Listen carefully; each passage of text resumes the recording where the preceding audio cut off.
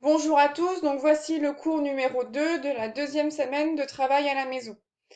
Pour les troisièmes 2, il s'agit de votre cours du mercredi 25 mars, pour les troisièmes 3, votre cours du mardi 24 mars, et pour les troisièmes 4 et les troisièmes 6, vous devez le faire le jeudi 26 mars. Dans ce cours, nous allons attaquer un nouveau chapitre. Pour le moment, je ne vous dis pas de quoi il va parler, je vous laisse prendre vos cahiers d'exercice et écrire dessus problème de motivation. Nous allons découvrir ensemble de quoi il va s'agir ici. Donc, problème de motivation, voici l'énoncé. Dans une boulangerie, le boulanger a préparé 28 pains au chocolat et 40 croissants. Il veut les vendre par lot. Tous les lots doivent être identiques et toutes les viennoiseries doivent être utilisées. On demande ici comment le boulanger peut-il composer ces lots. Donc je vous laisse faire pause sur la vidéo pour avoir le temps de traiter l'exercice. Voici la correction. Donc on dispose de 28 pains au chocolat, 40 croissants. Ici, ce qu'on veut faire, c'est un partage. On veut partager le lot de 28 pains au chocolat et les 40 croissants. Ici, on va donc s'intéresser à tout ce qui est multiplication-division, puisqu'on veut faire des paquets de pain au chocolat et des paquets de croissants. 28, on peut l'écrire sous la forme 28 fois 1. Cela veut dire qu'on peut faire 28 paquets de 1 pain au chocolat, ou alors un gros paquet de 28 pains au chocolat. Donc ça marche également avec 2, on peut dire que 28 c'est 2 fois 14. À ce moment-là, on a soit 2 paquets de 14 pains au chocolat, soit 14 paquets de 2 pains au chocolat. On continue avec 3. Si on tape à la calculatrice 28 divisé par 3, on obtient 9,33333. Vous imaginez bien qu'on ne va pas couper les pains au chocolat avant de les vendre, donc ici, avec 3, ça ne marche pas. 28 n'est pas dans la table de 3. Avec 4, on continue, ça fonctionne, parce que 28, c'est 4 fois 7.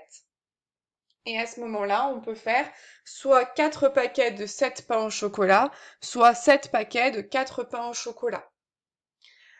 Avec 5, ça ne fonctionne pas puisqu'il faudrait encore couper les pains au chocolat avant de les vendre. Avec 6, c'est exactement pareil. Avec 7, on va pas le faire puisque finalement on l'a déjà fait. On a dit que 28, c'était 7 fois 4. Et c'est bon, du coup, comme on a retrouvé le 7, ça veut dire qu'on a terminé, qu'on a étudié toutes les possibilités. On va faire pareil maintenant avec les croissants. 40, on peut dire que c'est 40 fois 1. Donc on peut faire un paquet de 40 croissants ou 40 paquets de 1 croissant. 40, c'est également 2 fois 20. Avec 3, ça ne fonctionne pas. Avec 4, c'est 4 fois 10. Avec 5, c'est 5 fois 8. Avec 6, ça ne fonctionne pas. Et avec 7, ça ne fonctionne pas. On s'arrête là puisque avec 8, on l'a déjà fait puisqu'on a dit que 40, c'était 5 fois 8. Finalement ici, on va regarder le nombre de paquets qu'on peut faire à la fois avec des pains au chocolat et des croissants. On remarque ici que dans la liste qu'on a établie, on a le 2 en commun. On a 2 fois 14 pains au chocolat et 2 fois 20 croissants. Donc ici, la première possibilité de réponse, c'est que le boulanger peut faire 2 lots et chacun des lots contiendra 14 pains au chocolat et 20 croissants. On remarque également que ça marche avec 4, puisque 4 fois 7, ça fait 28, et 4 fois 10, ça fait 40. Donc ici, il y avait une seconde réponse possible. On peut faire 4 lots qui contiendront chacun 7 pains au chocolat et 10 croissants. Ici, ce sont les seules réponses possibles.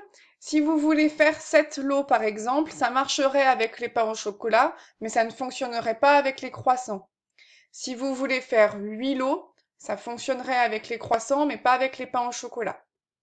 Donc finalement ici, deux solutions possibles, puisque on peut écrire 28 et 40 qu'avec le 2 ou avec le 4 en commun. Finalement ici, on vient de se rendre compte on s'est beaucoup intéressé à tout ce qui était multiplication, division avec des nombres entiers, et qu'on s'était intéressé du coup finalement à la notion de multiples, de diviseurs, qui doivent normalement être des souvenirs de 5e et de 4e. Tout ce qui est étude de multiples et de diviseurs, on appelle ça l'arithmétique. Donc ici, ça va être le titre de notre prochain chapitre. Vous prenez s'il vous plaît du coup votre cahier de leçons et sur une nouvelle page, vous pouvez écrire le titre du chapitre. Si vous êtes des élèves de Monsieur Bontemps, vous écrivez qu'il s'agit de votre chapitre 9. Si vous faites partie de mes élèves à moi, vous écrivez chapitre 10. Et tout le monde, du coup, vous écrivez arithmétique. Pour cette première leçon à propos de l'arithmétique, nous n'avons fait que des rappels. Donc, dans un premier temps, on va reparler de tout ce qui est vocabulaire, multiples, diviseurs, etc. Le premier paragraphe s'intitule donc multiples, diviseurs et critères de divisibilité. Critères de divisibilité, on verra ce que c'est juste après. Dans un premier temps, une définition. A et B désignent deux nombres entiers. Donc ici, attention, on ne va ne regarder que les nombres entiers. On dit que A est un multiple de B s'il existe un troisième nombre K, tel que A égale K fois B. Ici, avec un exemple, tout à l'heure pour les croissants, on avait 40, on l'a écrit sous la forme 4 fois 10. Donc si 40 s'écrit sous la forme 4 fois 10, ça veut dire que 40 est un multiple de 4, ou alors un multiple de 10. On dit aussi que B est un diviseur de A, ou bien que A est divisible par B. Donc ici, 10 est un diviseur de 40, ou bien 40 est divisible par 10. Finalement, vous aurez plutôt l'habitude de dire que 40 est dans la table de 4 et dans la table de 10. Donc ici, vous pouvez le préciser en remarque. Cela revient à dire que A est dans la table de multiplication de B. Un exemple ici, 27, on peut l'écrire sous la forme 3 fois 9. Ça veut dire ici que 27 est un multiple de 9 et de 3. On peut dire aussi que 9 et 3, ce sont des diviseurs de 27. Et également que 27, il est divisible par 9 et par 3. Faites pause pour recopier cette leçon dans votre cahier de leçons.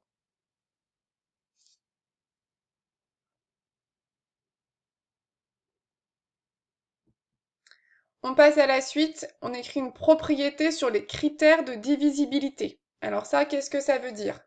Divisibilité, c'est est-ce que ça va être divisible? Et ici, du coup, on va rappeler les règles de comment on sait si un nombre est divisible par un autre ou pas. C'est des règles que vous connaissez normalement depuis longtemps. Ici, c'est que des rappels. Donc, un nombre entier, il est divisible par 2 si son chiffre des unités, c'est 0, 2, 4, 6 ou 8. On dit que c'est un nombre pair. Divisible par 3 si la somme de ces chiffres est divisible par 3. On ajoute tous les chiffres et on regarde si c'est divisible par 3 ou non. Divisible par 5 si son chiffre des unités c'est 0 ou 5. Divisible par 9, c'est le même critère que pour 3, si la somme de ces chiffres elle est divisible par 9. Et enfin, divisible par 10, si son chiffre des unités c'est 0. Donc là encore, je répète, uniquement des rappels, rien de nouveau normalement. On fait un exemple, même deux. Le nombre ici, 60, se termine par 0. Son chiffre des unités, c'est 0. Donc, il est divisible par 2. Si j'ajoute les chiffres de 60, ça me donne 6 plus 0, ça fait 6. Et 6 est divisible par 3. Donc, 60 est divisible par 3. 60 se termine par 0. Donc, il est également divisible par 5. Pour 9, si j'ajoute les chiffres de 60, ça fait 6 plus 0, ça fait 6, et 6 n'est pas divisible par 9. Donc 60 n'est pas divisible par 9. Par contre, 60 se termine par 0, donc est divisible par 10. On regarde maintenant le chiffre 1071. Il n'est pas divisible par 2 parce qu'il n'est pas pair. Son chiffre des unités n'est pas 0, 2, 4, 6 ou 8. Pour 3, j'essaye en additionnant ces chiffres. 1 plus 0 plus 7 plus 1, ça fait 9. 9 est divisible par 3, donc 1071 est divisible par 3.